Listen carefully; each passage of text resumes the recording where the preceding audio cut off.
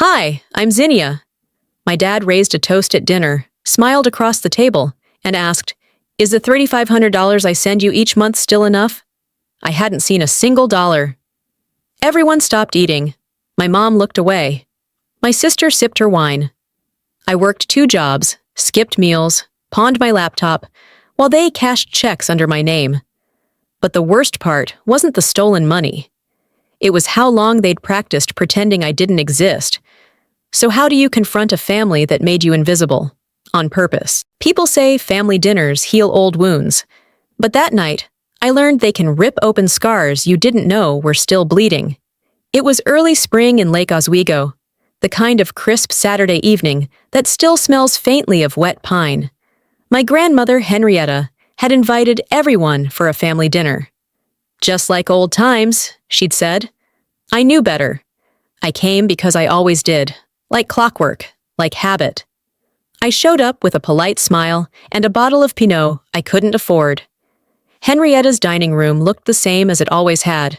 Cherrywood table, low lighting, her crystal glasses clinking softly as people shuffled in. My sister Maelis arrived in a high-collared silk blouse that made her look like someone's PR rep. My mother, Ophelie, wore her usual pearls, tension already hiding beneath her smiles. And then there was Arthur, my father. He sat at the head of the table like a judge before trial. I didn't expect anything different. That was my mistake. Dinner was halfway through. Roast lamb, 2 salty green beans, and conversations that only skimmed the surface. Maelis bragged about her podcast's latest episode. "We just hit 10,000 streams," she announced like she'd solved cancer. Ophelie beamed, nudging her like a stage mom. I cut my lamb into tiny pieces, pretended to care about the Instagram algorithm. My role had always been simple. Show up, stay quiet, clear my plate. Then Arthur raised his glass. "To Zinnia," he said. My name, out loud. Heads turned. I blinked. "Me?" "Yes, to my youngest," he said, smiling. "Is the $3,500 I send you each month still covering everything? You're not struggling, are you?" My fork froze mid-air. Conversations died. Even Henrietta stopped chewing. The hum of the overhead chandelier filled the silence. I looked around, laughed nervously. "What money?" He chuckled. But when I didn't join in, his brows pulled together. "The monthly transfers," he said slowly. "I've been sending you $3,500 every month for over a year now." "I haven't seen a dollar." The room shifted. Forks set down.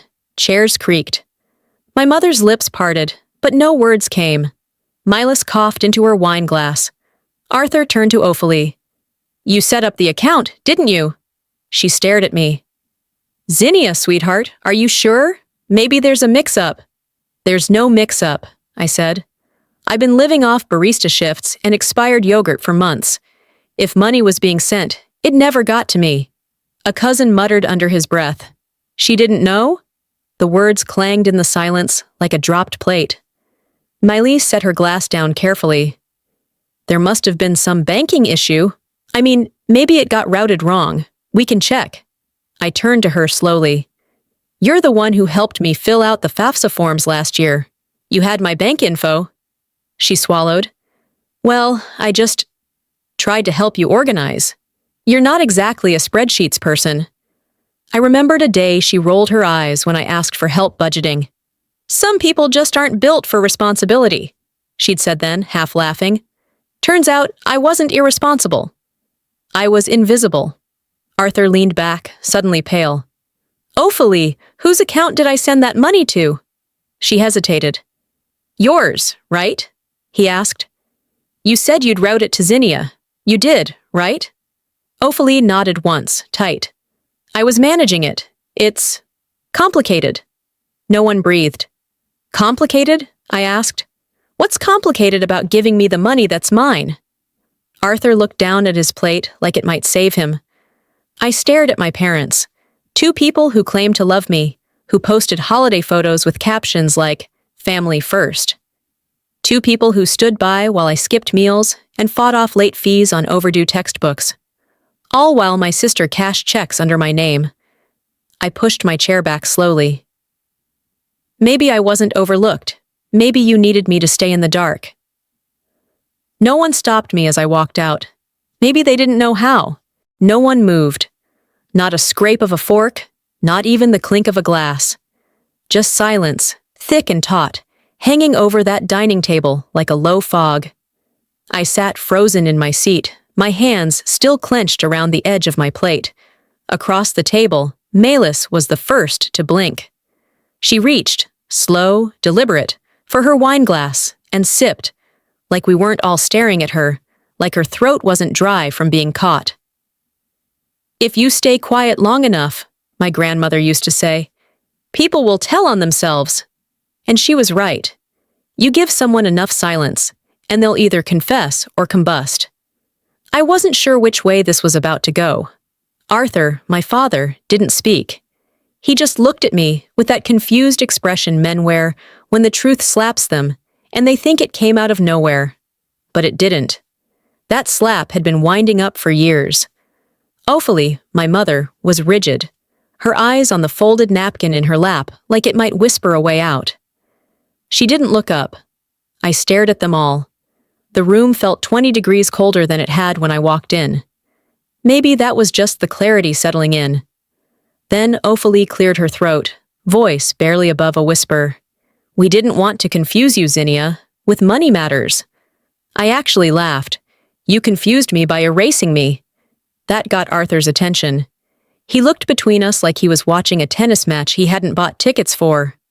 "Wait, what exactly is going on here?" "Oh, come on," I said, my voice steady, even though my heart was rattling against my ribs. "You've been sending money to a bank account every month, an account you never checked.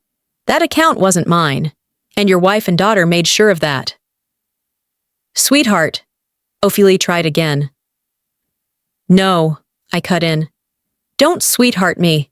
You remember last spring? I asked you about my scholarship paperwork, why some funds didn't show up in my portal. You told me I was ungrateful.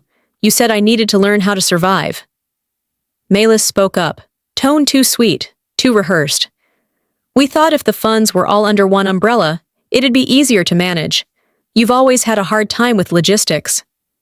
"Right," I said, nodding slowly. "Because nothing says support like siphoning money behind my back and making me feel like a financial burden." My fingers itched. I reached for my phone, pulled up my email, and typed a keyword I didn't expect to ever matter. Transfer. It took less than a second. There it was. A message I dismissed months ago, sent by mistake to my inbox instead of Melis's, from someone named Rich Alvarado, a financial advisor. The subject line read, "March disbursement for Zed Shipman, confirmed routing to Msir Kunanan account." My thumb hovered over the forward button. I didn't hesitate this time. Forwarded to myself. Saved to my drive. Screenshotted for good measure. It was one thing to be stolen from. It was another to have your identity used like a tool. I wasn't even a person to them. I was a line item. I looked around that table, and I saw them all for what they were. My uncle, sipping his drink like he wanted to melt into the stemware. My aunt, pretending to fiddle with her napkin. Nobody stood up. Nobody defended me. No one said a damn word. Fine. I'd speak for myself. "You all owe me a whole lot more than an apology," I said. "You owe me an explanation, for starters, and maybe some answers about what else has been done under my name." Ophelie's mouth opened and closed, words failing her like they should have years ago. Melis looked like she might cry. "Zinnia, I didn't think—" "You didn't think I'd notice," I said. "You didn't think I'd matter enough to ask questions." I stood. My hands were steady now. Turns out I do? And just like that, the family I thought I still belonged to stopped looking at me like a daughter, and more like a threat. I walked into my apartment just after 10. The door closed behind me, with the kind of finality I used to associate with slammed books or courtroom verdicts. My roommate wasn't home. Good. I didn't want to explain the 20-pound stare glued to my face. I needed quiet. Not the awkward kind we had at dinner, but the kind that gives you space to unravel what just broke. I sat on the edge of the couch, my shoes still on, coat zipped, purse slung over my shoulder. The lamp in the corner was the only light, casting long shadows across the floor. I replayed every second. Arthur's baffled silence, Milas's fake concern, and Ophelie's half-hearted lie about confusing me with money matters. No one offered the truth, just pieces too rotten to swallow. "The truth doesn't cost anything," I whispered, pulling my laptop from the coffee table. "But a lie could cost you everything." The screen lit up. My fingers hovered over the keyboard. I hadn't touched my financial profile since midterms. Not because I didn't care, because I was tired of being reminded how little I had. But tonight wasn't about shame. Tonight was about confirmation. I logged into my student finance portal. Same balances, same 2 pending bills I'd been ignoring. But then I opened a tab for my credit report. I'd checked it once, maybe a year ago, on a whim. There it was. A corporate entity tied to my name, Shipman Enterprises, LLC, registered 3 years ago. Address? An office complex downtown I'd never set foot in. The kicker? A recent credit inquiry from a third-party lender, looking to verify my EIN for a loan application. My stomach turned. A business in my name, a line of credit I never requested, and someone out there using my identity like a convenience store punch card. I clicked through to the registration database. It listed me as the CEO, treasurer, and listed Malis as operations director. She hadn't just taken money, she'd built something with my name on the door. I took screenshots, every document, every transaction trail, every name I didn't recognize. My hands were cold, but steady. I opened another browser window and typed in Shipman Enterprises. A basic WordPress website popped up. All fluff, female-led innovation, community-driven, empowering women through wellness branding. I'd never seen a dime of it, but my name was on every page. Somewhere between outrage and nausea, a memory surfaced. Months ago, I got an email that didn't make sense. I'd flagged it as spam, ignored it. But now I needed to see it again. I typed invoice into my inbox search bar. There it was. Subject: October disbursement summary, Z Shipman. Sent from an accountant's address I didn't recognize. The body listed 5 payments, all routed to a Chase business account under my full name. Except I don't have a business account. Never did.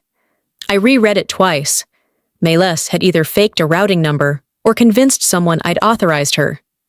Maybe both. I forwarded the message to my personal archive. Then I printed it. Along with the corporate registration, the credit report, the screenshots from the website. One by one, the printer spat out pages I never wanted, but suddenly needed. I grabbed a manila folder and slid everything inside. No labels, no dramatic red ink, just facts. Quiet, sharp, irrefutable. I looked around my apartment.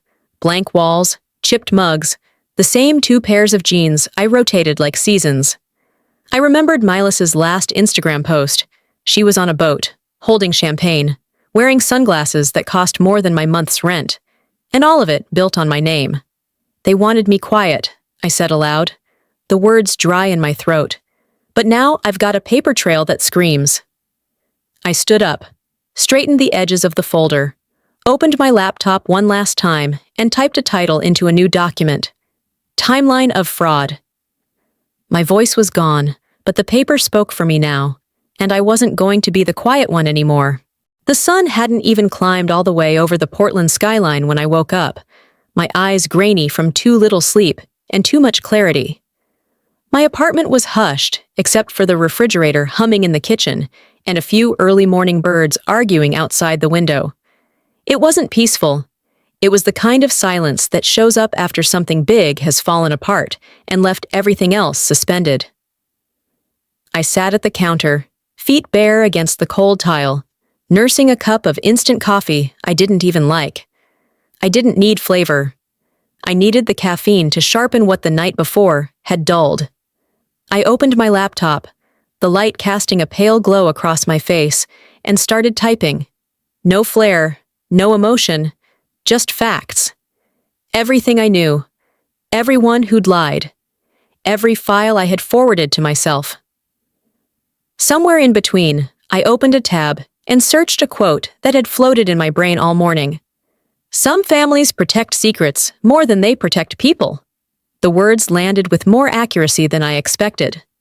My inbox was open on another tab. I scrolled, then paused. A flash of a memory came up. Weeks ago in a study group, some girl I barely knew had blurted out, "Aren't you the rich one? Your sister said your family's loaded." I had smiled then, probably even joked back. I'd laughed, even when it stung, because that's what you do when you're so used to being misunderstood that explaining feels like more work than pretending. But now I understood why it hurt. I typed Melis's name into Instagram. Public profile, of course. She didn't just post photos, she curated them. Lavender fields, yoga retreats, handbags that looked like they came with their own security detail. Every image was staged like a life borrowed from a catalog, but it was built on my name, my credit, my silence. Swipe after swipe, I watched her life unfold like a lie wearing high heels. My cursor hovered back over the forwarded email from the night before. I clicked it open again. This time, I read it slower. Every disbursement amount, every company stamp, every attachment confirming payments routed under Zed Shipman, but never to my account. This wasn't a one-off. It was architecture. And Melis wasn't just a player. She was the architect. I added a note above the email. "If anything happens to me, show this." I didn't know who I was writing it for. Maybe for Henrietta, maybe for the lawyer I hadn't hired yet, or maybe for the version of me who thought the people at that dinner table still deserved benefit of the doubt. My eyes burned. But I wasn't crying. I opened a fresh document, naming it simply, Sequence, Financial Misuse. The cursor blinked, waiting. So I began with the most recent evidence and worked backward. Like peeling wallpaper off a house you didn't know had termites. Halfway through, I paused and looked out the window. A delivery truck rumbled past. Someone walked a dog. The world kept moving, like nothing about last night was extraordinary. And yet, everything was different. I took a deep breath and pulled up a new tab. Then, without ceremony, I drafted an email. To Arthur Kemper, subject. Quick clarification. Hi, Dad. Hope you're doing okay. I was wondering if you might be able to double-check where the monthly transfers have been going. I know we talked briefly, but I'd appreciate seeing which account the funds were routed to, just for confirmation. Thanks, Zinnia. No exclamation points. No softening. Just a calm question from a daughter who already knew the answer. I hit send and closed my laptop slowly, like sealing a vault. His reply, or lack of it, would tell me everything I needed to know. Henrietta was waiting for me in the sunroom, her cane leaning gently against the edge of the table. She always claimed she didn't need it indoors, but the way she gripped the arms of her chair as she stood said otherwise. The afternoon light stretched through the glass, casting gold across the hardwood floor. I was ready to leave, bag already zipped and slung over my shoulder. But she'd asked to speak to me before I drove back to Portland. "Sit," she said softly, but her tone left no room for negotiation. I obeyed. For a moment, she didn't speak. She just studied me like I was a page in a book she hadn't finished. Then, with a slow breath, she said, "Did you know your mother begged me not to ask questions about the money?" That hit like a slap I wasn't prepared for. "She what?" I asked, blinking. "She called me after your birthday last year," Henrietta continued. "Told me you were going through a phase, that you were trying to distance yourself, and I shouldn't worry if you weren't communicative. But she made one request very clear. Don't ask about finances. Don't mention support." My mouth went dry. A wave of something colder than anger washed over me. Betrayal, maybe. Or just the realization that some doors had been slammed long before I noticed they'd closed. I remembered that birthday. Henrietta had called me that morning, asked if I needed anything. "Do you need help, sweetheart?" she'd asked. I'd smiled, heart tight, and said no. I didn't want to make her worry. But I had needed help. And now I knew why no one had come asking again. She stole my answer, I muttered. She took away the question before I even knew how to say yes. Henrietta looked at me with something like sorrow. I'm sorry, Zinnia. I thought I was respecting your boundaries. Turns out I was following someone else's. I didn't respond right away. Instead, I reached into my bag, pulled out the folder I had pieced together through sleepless nights and browser tabs. I placed it gently on the table between us. What's this? She asked. Everything, I said. The fake business, the funds redirected, the accounts in my name, but not mine, and emails, ones they thought I'd delete or overlook. Henrietta opened the folder slowly. Her eyes scanned the papers, page by page, each one a brick stacked against the people she once called children. You've kept everything, she murmured. I have, I said, because someone had to. She closed the folder, not with shock, but with something colder. Resolve. Good, she said. You'll need it. We sat in silence for a while, the only sound coming from the distant creak of an old pipe beneath the floor. I didn't need to explain more. I think she understood more from that stack of papers than I could have explained with words. Before leaving, I stood near the door, phone in hand. I hesitated. Then I opened my text messages. 2. Arthur Kemper message. Hi, Dad. Could you please confirm the name on the bank account you've been sending the monthly transfers to? Thanks, Zinnia. I hit send. Not because I needed his answer, but because I needed to make him say it out loud. He wouldn't reply yet. But when he did, it wouldn't just be a message. It would be a reckoning. It was just past 8 a.m. on Monday when the ping came through. Subtle, almost gentle, like betrayal trying to apologize. I was pouring hot water into a cracked mug, the kind I never threw away, because it still worked, still held things together. The mug didn't leak. My family did. The email was from my father. Subject: Account clarification, message. Zinnia. You were right to ask. I've been sending the funds to the account your mother provided. I assumed it was yours. It's not. Dad, no greeting. No apology. Just confirmation. I stared at the screen, rereading the sentence like it might change under pressure. It didn't. It just sat there, damning in its plainness. I hadn't just been ignored. I'd been systemically excluded. Deliberately. He didn't just let it happen, I muttered, jaw tightening. He enabled it. I closed the email, pushed my coffee aside, and opened my browser. This time, I wasn't searching for names. I was digging into structures. I typed the name of the fake business, Shipman Enterprises, into the Oregon Business Registry. The filing popped up instantly. I scrolled. Registered Agent, Melis Cunanan. CEO, Zinnia Shipman. Address, 417 Beacon Row. An office suite I'd never visited. I clicked through the details. The company had received a state grant 18 months ago for a women-owned startup initiative. I clicked again. The grant amount, $85,000. Description: Empowering women in emerging markets. My stomach turned. I clicked on the listed business phone number and let it ring. A chipper voicemail greeted me. Hi, you've reached Shipman Enterprises. We're empowering women, one brand at a time. Leave a message, and someone from our team will return your call. Our team. My name. Their script. I ended the call. It wasn't just money anymore. It was identity theft, wrapped in girlboss language. I moved next to the funding report, found the name of the grant provider, and searched for their annual report. On page 12, a profile photo stopped me cold. Melis, sitting on a white sofa, smiling confidently at the camera. The caption: Founder and CEO, Z. Shipman. She'd stolen my name so thoroughly that it now wore her face. I opened Instagram, scrolled her latest posts: spa retreat in Sedona, custom-made designer heels, champagne brunch at a rooftop bar. Then I looked again at the grant purchase log. Line 18, $2,400. Wellness event fee, Sedona line, 27, $1,100. Private stylist consultation. Line 41, $3,300. Digital media campaign. Behind every brand is a woman who built it. Behind every brand was me. Except I hadn't built it. I'd barely survived while someone else lived like royalty on my exhaustion.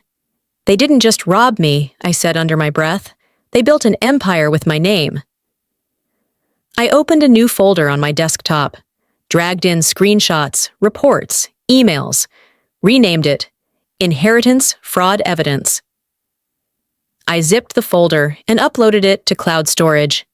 Then I shared it to a backup email. Another copy went to a drive only I could access. I didn't text Malis. I didn't call Ophelia. I didn't even respond to Arthur. They gave me silence. I was about to return the favor with evidence. I was halfway through stirring a lukewarm cup of coffee when my phone lit up. Missed call. Ophelia. I didn't pick up. I never did anymore. A voicemail followed, and for some reason, I tapped play.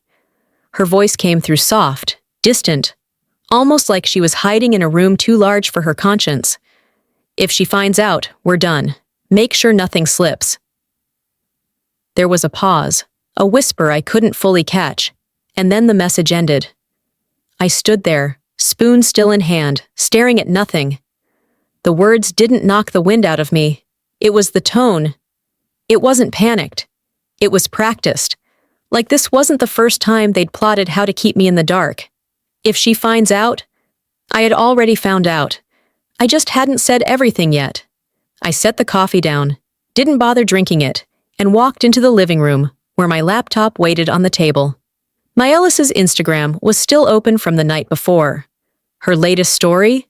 A boomerang of her at a spa in Sonoma, cucumber slices over her eyes, captioned, "Self-care weekend with the girls. Earned it. Earned it." I opened the grant report again, the one tied to the fake company listed in my name, scrolled through the expense breakdown. Line 32, Retreat Wellness Package, Sonoma, $4,250, same dates, same location. She hadn't just lied. She'd used my identity as her vacation fund. They didn't even try to cover their tracks, I muttered. They just assumed I wouldn't follow them. I snapped screenshots, added them to the growing evidence folder on my desktop. I'd titled it The Record. Each file named, time-stamped, backed up. No more screaming into pillows. No more pretending if I kept the peace, I'd earn it. I opened a new email. To Ophelia.compare. Subject, notice. Hi, Mom. I have copies of everything. Emails, expense reports, state grant documents. I'm giving you this chance to respond directly before others are brought in. This isn't an accusation. It's a courtesy. Zinnia, I stared at it for a moment, hovering over send. Then I hit it. This wasn't about being polite. This was the first and only boundary I'd draw before letting everything loose. I closed the email and shut my laptop, planning to get out of the apartment for a bit. I walked 2 blocks to my usual cafe, people chatting softly around me, baristas clanging cups, a dog tied to the bike rack out front barking at shadows. I found a window seat, ordered nothing, opened my phone to scroll aimlessly. That's when I saw it. A new message request from someone I didn't know. The name wasn't familiar, but the message preview stopped my breath. I think you should see this. She used your name for more than just money. I opened it. It was from an ex-boyfriend of Maelis. He wrote, I was dating her when she started pitching that startup. Said she had this whole system figured out. Grant money, fake LLC, brand deals using her sister's name because Zinnia doesn't care. She's always been the invisible one. Attached, 2 voice memos, screenshots of texts, and a photo of a business pitch with my name, my face, cropped from my college graduation, on the cover. Whatever I thought I knew, he was about to change it all. The second invitation arrived like a slap disguised as an olive branch. Family dinner, just us. Let's clear the air. It was sent via group text. Arthur, Ophelia, Maelis, and me. No emojis, no tone. Just the same address, the same time, and the same people who'd built their comfort out of my erasure. Henrietta's house again, just a week after the first dinner. I said yes before I had time to talk myself out of it. They wanted closure. I came with evidence. That night, the air in the house felt different. Not cold, but still. Like the walls were holding their breath. Maëlys answered the door, wearing her usual soft pastels, as if innocence could be styled. Ophélie offered a brittle smile and a hug that never reached her arms. Arthur didn't say anything, just gestured toward the table, already set like the last time, down to the place cards. Mine read Zinnia. At least they didn't write guest this time. Dinner started in silence. Then Arthur tried. "I think we all understand there's been some confusion," he said. His voice rehearsed. "But we're here tonight to listen.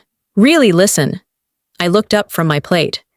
"Then you'll want to hear what your brother thought he paid for." Confused, Arthur glanced at my uncle, who was buttering a roll like this was just another Wednesday. "Oh, you mean the 10K I sent last year?" my uncle said casually. "Thought that helped her get her business off the ground." My fork paused mid-air. "You sent me $10,000? I asked, voice too calm. He blinked. "Yeah, Ophélie told me you needed a push. Figured it was going toward your branding stuff." I pushed back my chair, reached into my bag, laid a printed bank statement in front of him. "No deposit, not from you, not ever." Gasps rippled through the table. Ophélie turned pale. Maëlys dropped her fork. The room tilted. I reached into my folder again. "I thought you should also see this," I said, unfolding another page. "These are my bank statements for the last 2 years." I moved down the line. "And this is the grant ledger from Shipman Enterprises." I dropped a file in front of Arthur. The same company registered under my name. The one I never touched, never created. But someone used it. Someone routed money through it, including that 10 grand. No one spoke. I flipped one final page. "And here's the payment log. Every month. Funds from Dad. All directed to the same business account." I turned to Maëlys. "Yours." Her voice cracked. "That's not what it looks like." I looked her dead in the eye. "Then explain why my name is on every legal form, but yours is on every expense." "You don't understand." "No," I said. "I understand perfectly. You didn't just lie. You laundered identity. You crafted a life on paper and left me off the page." Ophélie reached for her glass but didn't drink. Arthur looked like he might faint. "This isn't about money anymore," I said. "It's about erasure. You didn't just forget me, you rewrote me." One cousin tried to speak, then thought better of it. Another aunt shook her head, eyes cast downward. No one met my gaze, not even Henrietta. Until she stood. She rose slowly, bracing herself with both hands on the table. The room went dead quiet. Even Maëlys froze. Henrietta's voice was steady, quiet but dangerous. "Zinnia, sit."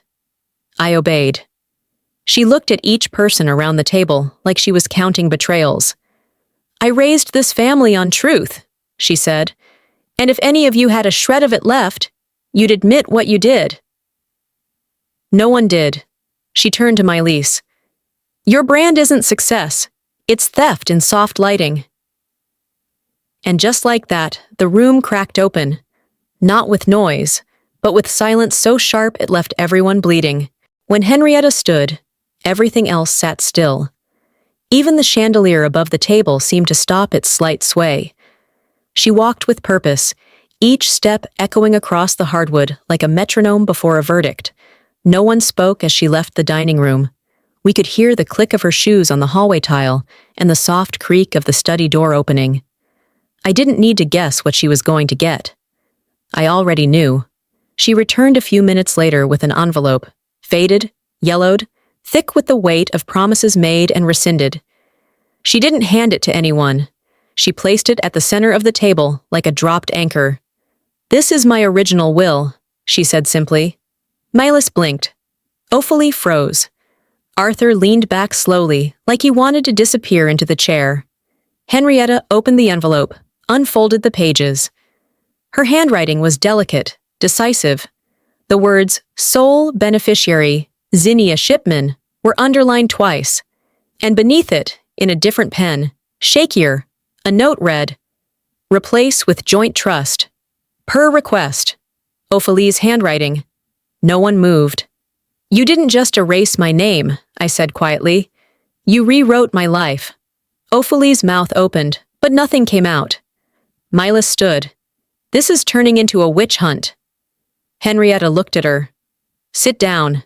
Milas hesitated, then walked out of the room. The door shut harder than she probably intended. Still, no one followed her. Arthur cleared his throat. "I never saw that copy." Henrietta turned her eyes to him. "You didn't need to. You never asked." She turned back to Ophelie. "You stole from your own blood." "I thought it was what we agreed on," Ophelie muttered. "We wanted what was best for both girls." "What was best," I said slowly, "was honesty. What you gave was omission and spin." The room cracked, not with volume, but with silence. It was the kind of silence that didn't ask for forgiveness because it had already stepped too far from it. One cousin whispered, just loud enough to matter, "You knew, didn't you?" Another added, "She worked 2 jobs while Maelis posted beach photos like some self-made saint." The room shifted like tectonic plates, fault lines revealing who would stay loyal and who would step away. Ophelie tried to speak again, tears in her voice. "I made mistakes, but I did what I thought." Henrietta stood again. "Save it for someone who doesn't already know better." And she walked out. I didn't follow her. I didn't need to. Her silence said everything. Forgiveness doesn't always look like kindness. Sometimes it just looks like the back of someone walking away and not looking back. I sat there while the room continued splintering, Arthur still in denial, aunts and uncles slowly shifting toward the door, others whispering to one another, eyeing Maelis's empty chair like it still held her offense. Then my phone buzzed. I glanced down. A notification from the anonymous blog I'd posted 2 weeks ago about family, inheritance, identity. The headline now read, "When Your Sister Becomes Your Thief." Shared 8,392 times. Comments 1,127. New. Trending. They tried to silence me. The internet had other plans. It started with a comment, then 10, then hundreds. I hadn't expected much when I posted my story anonymously through a blog designed for survivors of family betrayal and financial abuse. I wasn't aiming to go viral. I didn't even use names. But somehow, the story found traction, and traction turned into wildfire. There were people from Missouri, Maine, Northern California, some men, but mostly women. They wrote about how their brothers stole their inheritances, how mothers gaslit them out of what was rightfully theirs, how they were cut from wills after a lifetime of care. I hadn't written to find community, but it came anyway, like gravity. A local reporter messaged me through the blog platform. She asked if we could talk. Off the record, just coffee. I agreed. We met the next day at a small cafe near campus. She was younger than I expected, maybe 30, dressed in thrifted blazers and kindness. "You don't have to say anything," she said first, "but I want you to know this story matters." I sipped my tea, nodded. I didn't post to expose. I posted to survive. She didn't take notes. She just listened. The next morning, a new email popped up in my inbox. From an address I didn't recognize at first. When I opened the attachment, I almost laughed. It was a PowerPoint, not just any PowerPoint. It was from the internal presentation deck of Shipman Enterprises. The file name read, "Final Shareholders, Fiscal 22. It hadn't been sent to me directly. It was forwarded by a man named Danica, who introduced herself as a former contract accountant for the company. "I saw the blog," her message said. "Figured you might want this before it disappears from the servers." Slide after slide laid out where the money had gone. Grants, sponsorships, monthly payments. One slide caught my eye. Personal allocation, MC. Maelis Kunanen. The graph showed nearly 70% of incoming funds marked under her initials.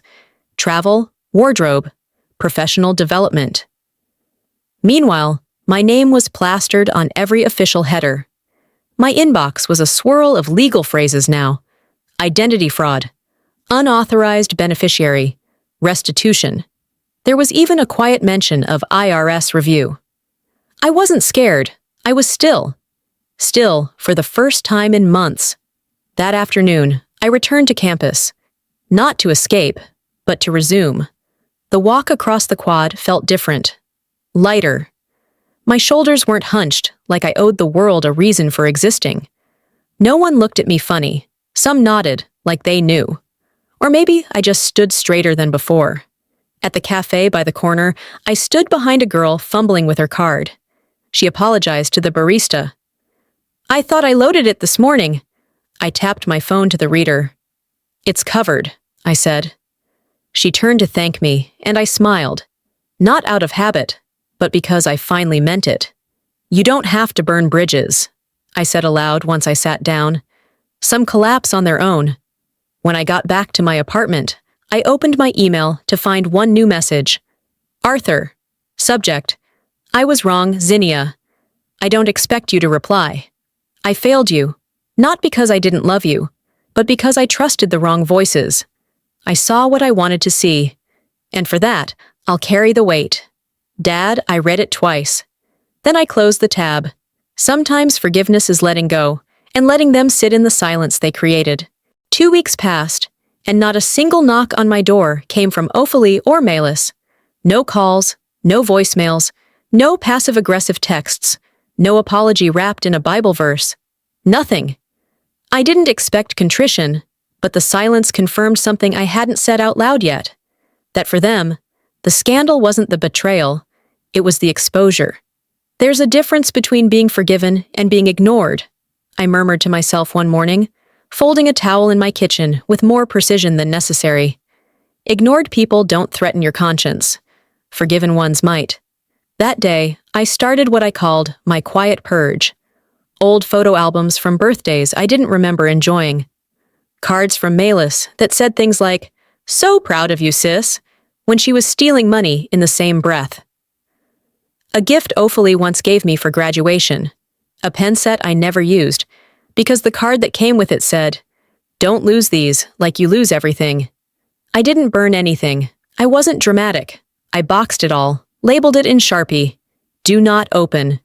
Letting go isn't about fire. It's about choosing not to reach for what doesn't serve you anymore. I came across a quote from Oprah while I was mindlessly scrolling a feed filled with things that had nothing to do with me. Forgiveness is giving up the hope that the past could have been any different. I read it 3 times. Then I opened an email from Henrietta from a year ago, an attachment I'd never looked at closely before. It was her draft will. My name was still there. Sole beneficiary, Zinnia Shipman. I remembered how seeing that document, scratched through with a note in Ophelie's handwriting, had broken me at dinner. This time, it didn't break me. It clarified everything. I wasn't erased overnight. I was erased one quiet decision at a time, each justified by family logic. You're doing fine? She's too sensitive. Melis needs more support. And somewhere along the way, I stopped being a daughter and became a placeholder. They could keep the table, I'd build my own. Back on campus, I signed up for a public speaking workshop. Not because I needed to speak louder, but because I wanted to speak with purpose. I stopped lowering my voice at faculty meetings. I applied for a position on the student advisory board and got it. My life no longer revolved around the question of what they owed me. It turned on what I owed myself. That night, I wrote a letter I never planned to send. Dear Mom, you taught me what loyalty looks like. By breaking it. You taught me what it feels like to be overlooked. By doing it expertly.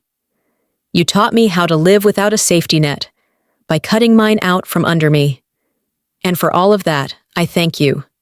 Because now I know I can stand. Zinnia, I folded the letter slowly, slid it into an envelope, and without ceremony, lit the edge with a match over the kitchen sink.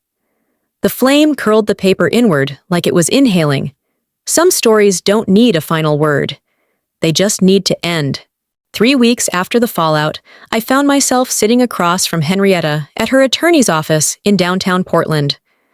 The windows were tall and unshaded, pouring sunlight over leather chairs and case folders lined with brass clips. It smelled faintly of cedar and printer ink. Clean, final. She looked different. Not smaller, not older. Sharper. Her lawyer, a man named Marshall, with the kind of voice that sounded like he charged by the breath, slid a folder across the table. Henrietta didn't look at it. She looked at me. "There are names people inherit," she said, "and names they build. You did both." I opened the folder. My name was there. No scratches. No side notes in someone else's handwriting. No per request scribbled in margins. Just one line, bold and deliberate. Sole beneficiary, Zinnia shipman. Marshall glanced up. "This version has no cross-outs." I signed without flinching. By the time I stepped outside into the early spring air, it didn't feel like a victory march. It felt like a recalibration. A quiet knowing that I was no longer fighting to be seen. I had already claimed the ground they thought they could erase me from. Later that week, I moved into a new apartment. It was small, sunny, and had a window that overlooked a courtyard with noisy pigeons and children's sidewalk chalk drawings that said things like, "You got this," in uneven block letters. My name was on the lease, just mine. I signed up to volunteer at a nonprofit downtown, STEM mentorship for girls from underfunded schools. The first day, a girl named Kaya asked me if science was just for smart people. I laughed and told her, "Smart isn't something you are. It's something you practice." On the way home, I caught myself smiling. Not the performative kind I'd given at family dinners or Melis's photo ops, but the kind that came when you realized you had nothing to prove anymore. "When they took my name," I whispered into the breeze, "I thought they took everything. Turns out, I was just getting started." Friday night arrived with a kind of quiet excitement. Henrietta had planned a rooftop dinner. Not an event, not a statement, just a small meal with people who knew what survival looked like. Sarah came, 2 friends from campus I'd met through late-night research projects, and Henrietta, who wore red lipstick for the first time in months. She raised her glass. "To the granddaughter who showed me what strength looks like in silence." I didn't toast back. I just smiled and nodded. Because for once, I didn't need to fill the space with words. As we sat under the warm Portland sky, the city humming below, I thought of how much I'd once wanted them to say my name out loud. Now it was mine to say, and mine to sign. Sometimes the final chapter isn't the end. It's the signature at the bottom of the life you chose.